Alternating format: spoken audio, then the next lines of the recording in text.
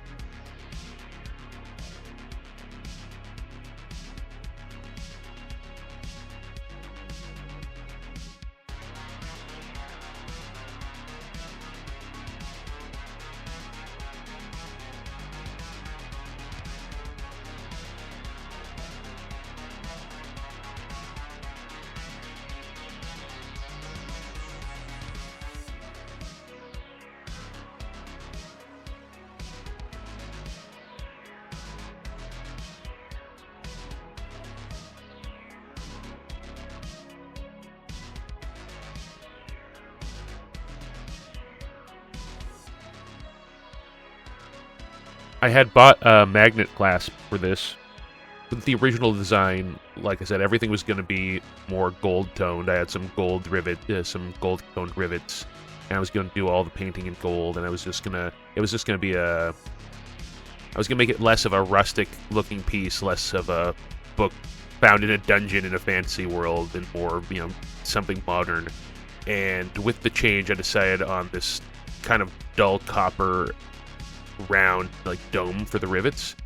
And since I had that on the other side of the rivet, that's on the other side of where that strap is along the spine, which is just decorative really, I wanted something that would match it. So I had these copper toned clasps that are just I don't even remember what they're called. You just take a strap with a hole, and you put this little nodule, this little thing through the hole, and that's your clasp.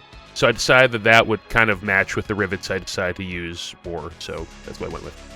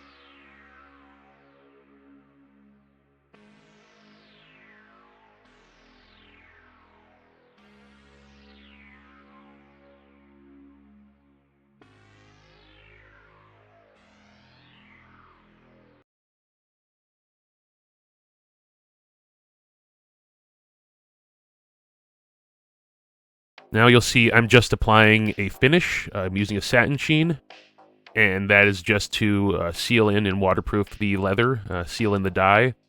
So you want to dye the leather, let it dry, buff it out with a cloth, then you want to apply usually multiple coats of finish. And even then, like if you think you're going to be applying dye and you don't want it to really set in, if you want to apply like a kind of a lighter coat, or kind of sometimes I just apply one thin coat of finish, and then I'll go in with the dyes and paints and then finish on top of that, depending on how it turned out. And finish doesn't last forever. If you're handling something constantly, if it's a piece of leather work you use day in and day out, I mean, I always end up every year or so, couple years maybe, I'll end up refinishing and retouching the paints or the dyes on leather projects that I use on a day-to-day, especially the notebooks I carry around. My final finishing step with this ends up being, I don't even know if I recorded when I was doing it, but I ended up using some mink oil to really seal it all in place. And that's after a few days, I realized, you know what, I can touch up the dyes and the paints a little bit. And once I did that, I'm like, okay, I'm just going to use some mink oil, which is basically just waterproofs the leather, and is another way to finish it. This is the first coat of finish that I put on it.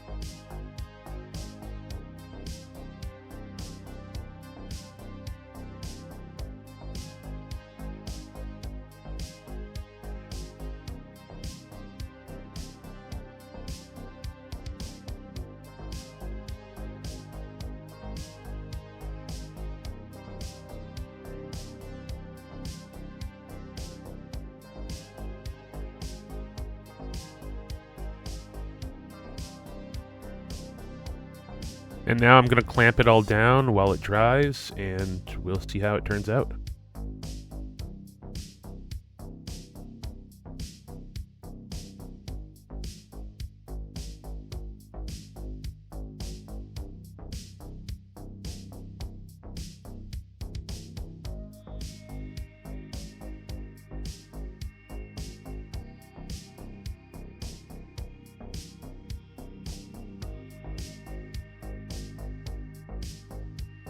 And there you have it. As I've mentioned, later on I came in and fixed up some details that my camera probably won't pick up.